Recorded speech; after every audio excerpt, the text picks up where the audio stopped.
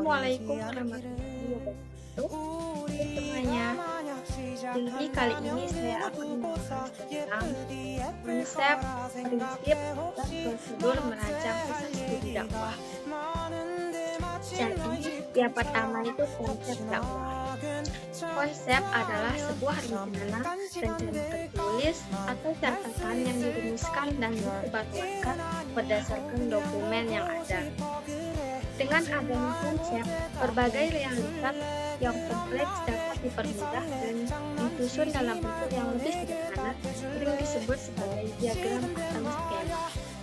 Konsep dakwah terdiri dari dua kata, yaitu konsep dan dakwah. Secara etimologis, konsep berarti rencana, ide, atau sesuatu yang dipahami oleh akal untuk menjelaskan suatu hal. Unsari mengartikan konsep sebagai gagasan pokok yang menjadi dasar dari sebuah ide atau pemikiran umum. Oleh karena itu, konsep merupakan sesuatu yang sangat penting dan menjadi acuan dalam pelaksanaan suatu kegiatan. Dalam konteks dakwah, pengertian dakwah lebih mendalam, yaitu bahwa dakwah amar ma'ruf bukan hanya sebatas penyampaian pesan, melainkan harus memenuhi beberapa syarat.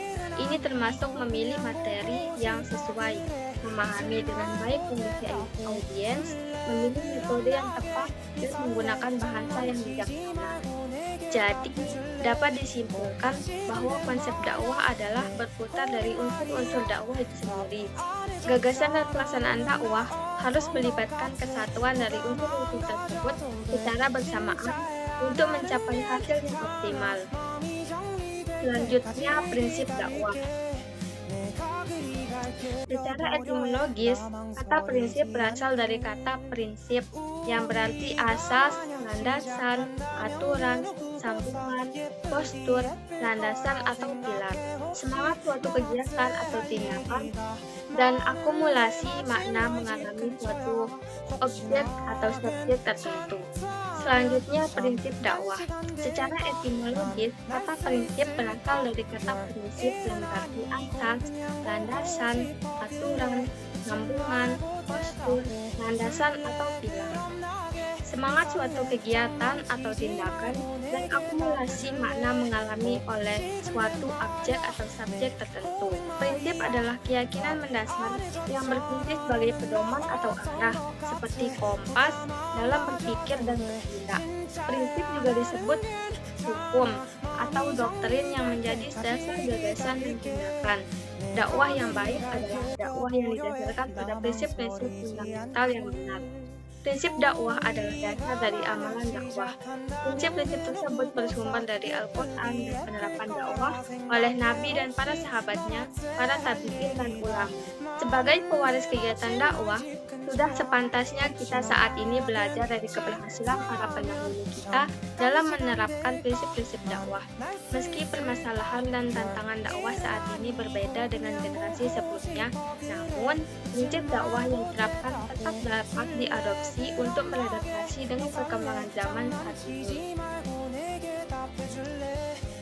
Selanjutnya, prosedur merancang pusat studi dakwah.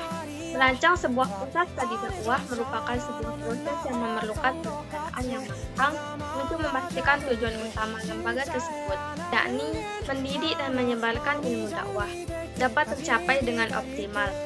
Prosedur umum yang dapat diikuti, yang pertama itu penetapan visi dan misi. Langkah pertama dalam merancang pusat kajian dakwah adalah menetapkan visi dan misi yang jelas.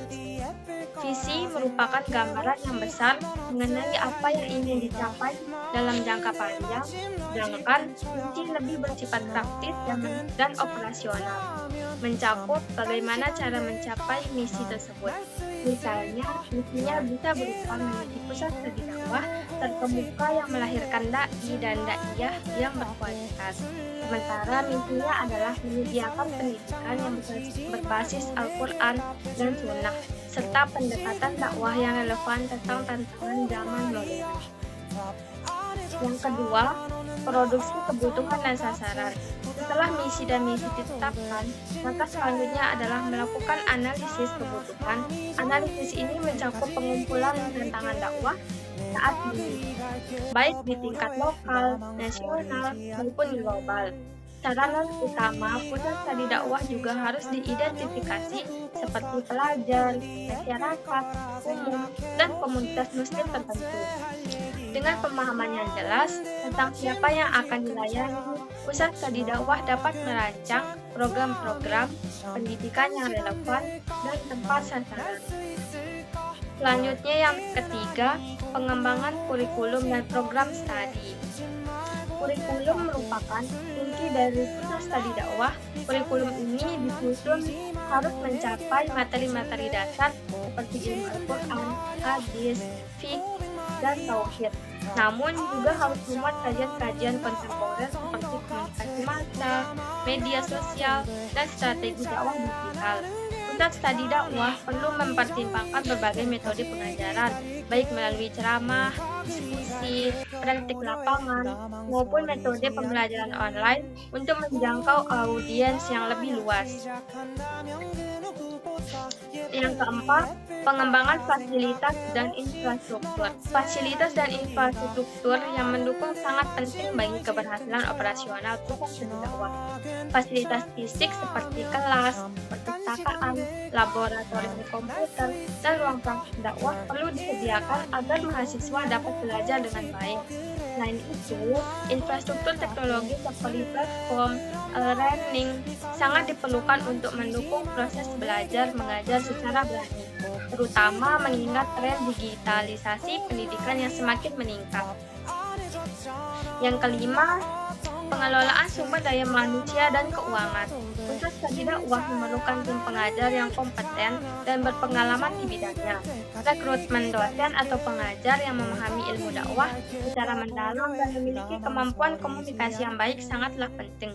Selain itu, manajemen keuangan yang transparan dan berkelanjutan juga perlu diperhatikan, termasuk pengelolaan dana operasional, sumbangan, dan sumber pendanaan lainnya. Ini penting agar pusat studi dakwah dapat berjalan secara mandiri dan profesional. Dengan mengikuti prosedur-prosedur ini, pusat studi dakwah dapat menjadi lembaga yang efektif dalam melahirkan para dai yang berkompeten serta menjadi pusat studi dakwah yang mampu menjawab tantangan dakwah di era modern. Hanya ini yang dapat saya sampaikan, kurang lebihnya mohon maaf. Wassalamualaikum warahmatullahi wabarakatuh. Bye.